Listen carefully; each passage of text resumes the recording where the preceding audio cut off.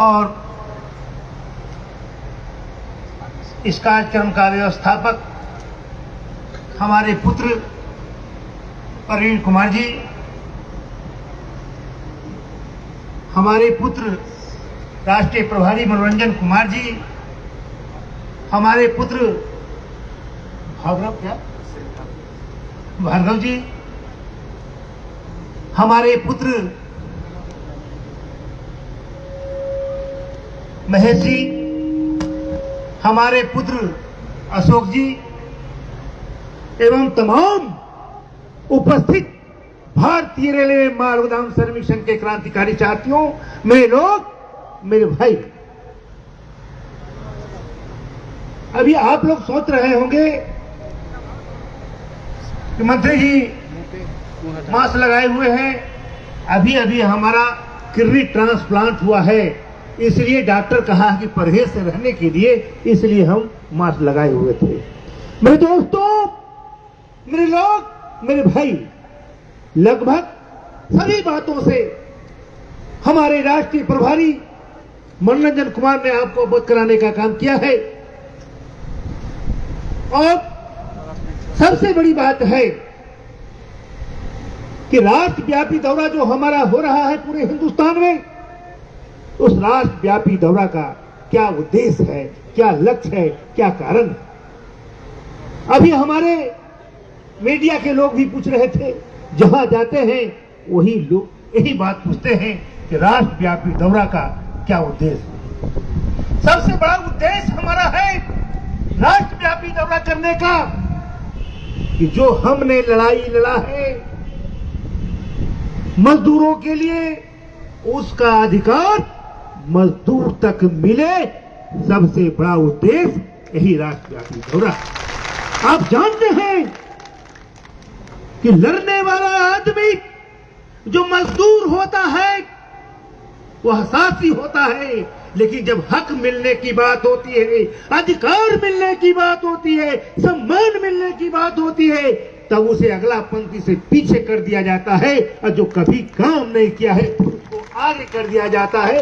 इसलिए सबसे बड़ा उद्देश्य राष्ट्रव्यापी दौरा का है कि जो ओरिजिनल में हमारा बेटा है, जो माल गोदाम में काम करता है, रेलवे माल गोदाम श्रमिक संघ की लड़ाई लड़ता है, उस तक हमको संदेश पहुंचाना है कि तुम्हारा क्या हक बनता है, तुम्हारा क्या अधिकार है। तुम जागने का काम करो, अपने अधिकार को लेने के काम करो, जो नहीं देता है उससे लड़के लेने का काम करो। मेरे दोस्तों, मेरे लोग, मेरे सपूतों, सबसे पहला बात है कि हम लोग लड़ाई लड़ करके आपके लिए बहुत सारे तोहफा हमने हासिल किया है। अब सवाल उठता है, हम खास करके मीडिया वाले लोगों को भी निवेदन करना चाहते हैं कि सवाल उठता है, लोग कहता है, मीडिया वाला भी पूछते हैं कि अंतिम व्यक्ति को नहीं मिलता है। उससे सबसे बड़ा अगर कारण है कि जिसको मिलना चाहिए उसको नहीं मिलता है, उसका सबसे बड़ा कारण है वो मजदूर जो है अपने हक को नहीं जानता है, अपने अधिकार को नहीं जानता है। जिस दिन वो अपने अधिकार को जानेगा उसको कोई वंचित नहीं रख सकता है।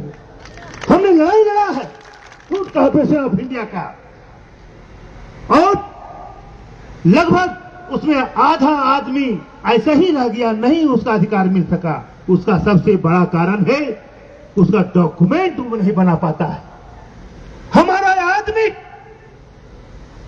जो लड़ता है, जैसे प्रवीण कुमार जैसे लोग और भी हमारे साथी लोग, आपके पास जाने का काम करता है और कहता है कि आपकी लड़ाई लड़ी जा रही है भारत सरकार से, कार्ड बना लो। तो आप कहते हैं हम देखे हैं तुम्हारे जैसा ऐसा ठग को 5 रुपया कोई लेकर के कोई महल बना ले रहे हैं। आप लोग अपने डॉक्यूमेंट ठीक नहीं कराते हैं। उसी तरह से एफसीआई में 75% लोग डॉक्यूमेंट ठीक नहीं करा सका था, इसलिए उसका अधिकार नहीं मिला था। और हम चाहते हैं कि यह रेलवे माल गोदाम की लड़ाई जो लड़ी जा रही है, जो अधिकार मिलेगा वो 100% हमारे बेटों को मिले। एफसीआई ऐसा आदमी जो हुआ होता नहीं। इसलिए अरुण पासवान कहने आया है कि है रेलवे माल गोदाम में काम करने वाले भारतीय रेलवे माल गोदाम श्रमिक संघ के सपोर्ट, अरुण कुमार पासवान का सपोर्ट, तुम जागो, अपने अधिकार के लिए, अपने हक के लिए, अपने बच्चों को भविष्य के लिए और अपना डॉक्यूमेंट ठीक कराओ। आपके भारत सरकार, आप हम लोग माल गोदाम में काम करते करते हमारा दादाजी चले गए, हमारे पिताजी चले गए, कुछ दिन में हम लोग भी जाएंगे, लेकिन आज तक हम लोग का पहचान नहीं बना था। लेकिन धन्य है यह भारतीय रेलवे माल गोदाम श्रमिक संघ का निर्माण हुआ और आज तुम्हारा एक पहचान मिल गया है, जो रेल भारत सरकार ने भी देने का काम किया है, जिसका नाम हम लोगों ने रखा है क्यूआर कार्ड। अगर आपके पास क्यूआर कार्ड नहीं है तो क्यूआर कार्ड बना लीजिए, और लेबर कार्ड नहीं है तो लेबर कार्ड ही बना लीजिए। वह लेबर कार्ड और क्यूआर कार्ड दोनों को लिंक किया जाएगा, तब आपका जो सम्मान है, जो अधिकार है, जो मिलना चाहिए वो आपको मिलेगा। अन्यथा आप रास्ते में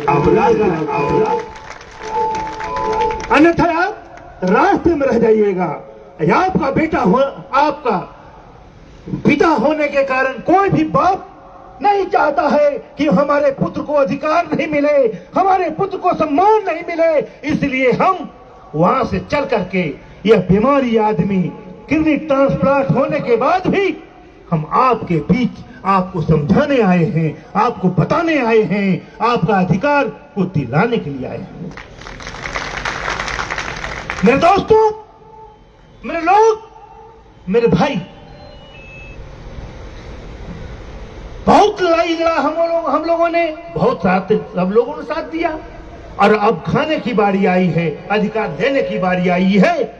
तो आप लोग और खासकर भारतीय रेलवे माल गोदाम श्रमिक संघ के पदाधिकारियों से कहना चाहते हैं, यह मेरा जो संदेश है, जो मेरा उद्देश्य है, एक एक मजदूर तक पहुंचना चाहिए और उसका हक उसे मिलना चाहिए। यह तुम्हारे महामंत्री का सपना है, और इस सपना को साकार करने के लिए प्रवीण हो, मनोरंजन जी हो, भार्गव जी हो या कोई भी हो, सबका दायित्व बनता है। अरुण पासवान के बेटा होने के नाते हर पुत्र का यह बनता है, दायित्व बनता है कि अपने बाप का उद्देश्य का पूर्ति करने के लिए हिंदुस्तान के कोने कोने तक के रेलवे माल गोदाम में हमारा संदेश को पहुंचाने का काम करें।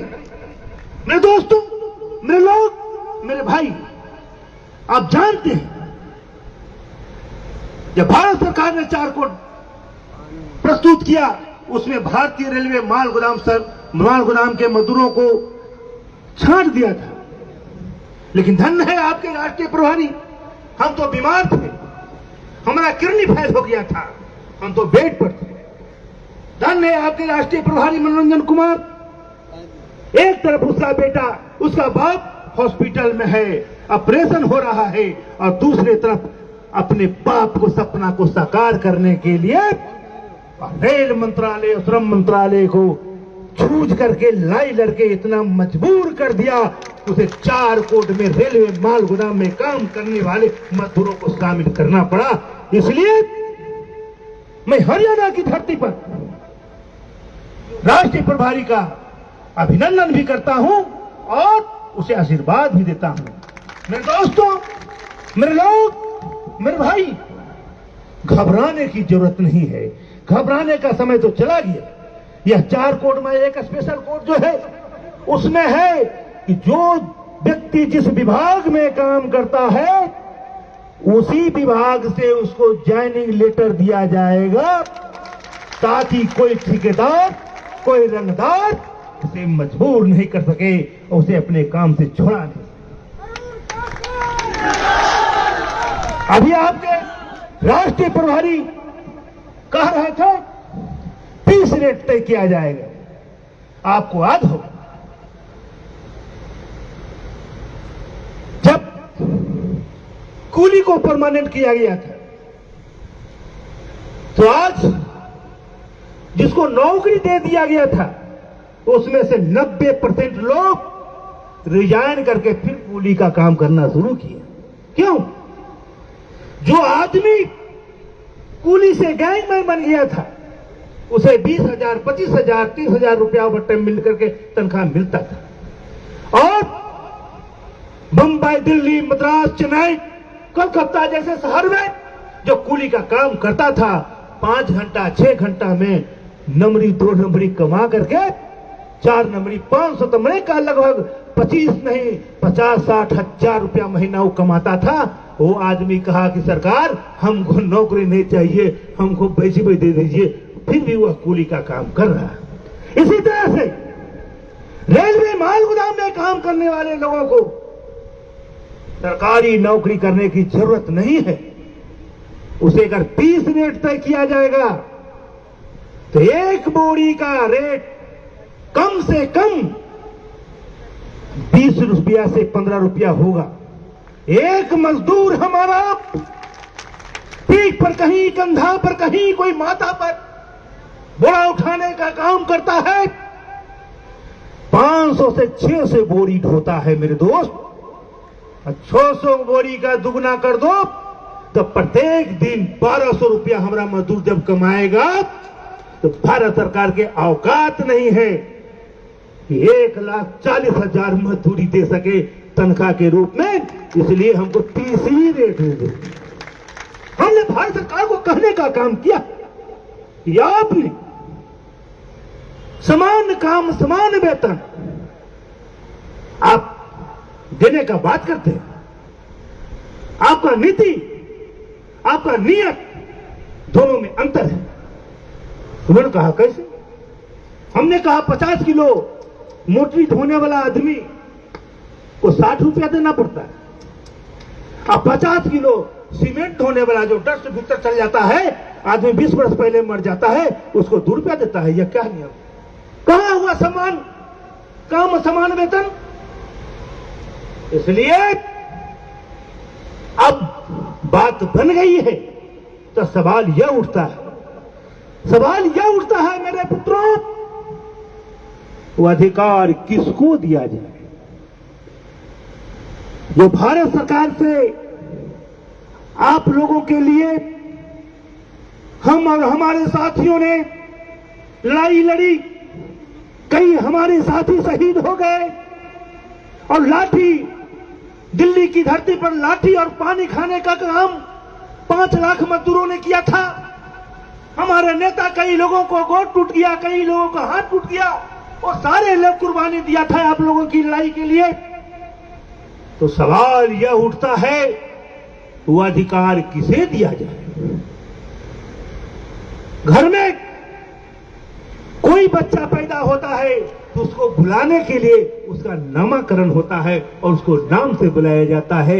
इसलिए तुम्हारे पास कार्ड नहीं रहेगा, तुम्हारे पास क्यूआर कार्ड नहीं रहेगा, तुम्हारे पास संगठन का कोई दस्तावेज नहीं रहेगा।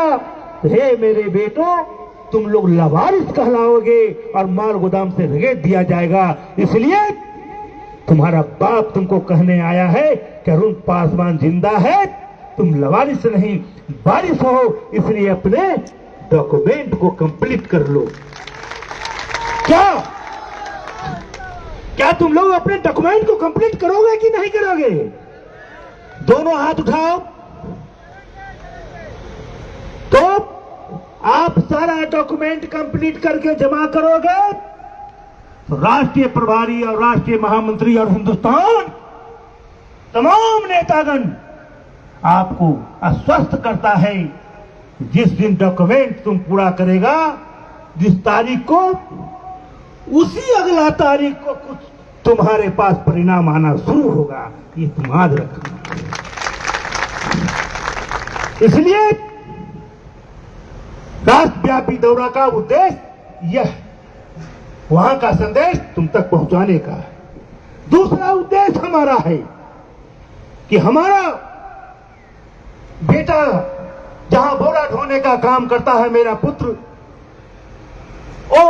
वहां क्या स्थिति है, वहां का माल बाबू क्या कहता है उसे, आरपीएफ सताता तो नहीं है, ठेकेदार प्रताड़ित तो नहीं करता है, रेक पॉइंट ठीक तो है कि नहीं है, रोड ठीक है कि नहीं है, माल भरा और रोड गड्ढा उड्ढा है तो गिर गया ट्रक तो मेरा आदमी मर जाएगा। इस सारी समस्याओं को आप लोग लिखित परवीन को देगा और परवीन हमें देगा और हम उसको डीआरएम से लेकर के रेलवे बोर्ड से लेकर के श्रम मंत्रालय तक पहुंचाने का ध्यान देंगे। इसलिए भारतीय रेलवे माल गोदाम श्रमिक संघ जो राष्ट्रव्यापी दौरा में निकला है और जो लाया है उसे बताने का काम करेगा और जो आपके यहां कठिनाई है वो हमको देंगे, उसको सुधार करके आपको सुंदर बनाने का काम सरकार से हम ही कराएंगे। यही करने के लिए आए हैं, यही मेन उद्देश्य। इसलिए अब हमको तो लगता है कुछ विशेष कहने की जरूरत नहीं, इसलिए आवाज दो, अरे आवाज दो, अरे आवाज दो, अरे आवाज दो। भारतीय रेलवे माल गोदाम श्रमिक संघ जिंदाबाद, भारतीय रेलवे माल गोदाम श्रमिक संघ जिंदाबाद, भारतीय रेलवे माल गोदाम श्रमिक संघ जिंदाबाद। आवाज दो, आवाज दो। जय हिंद, जय भारत, जय श्रमिक संघ।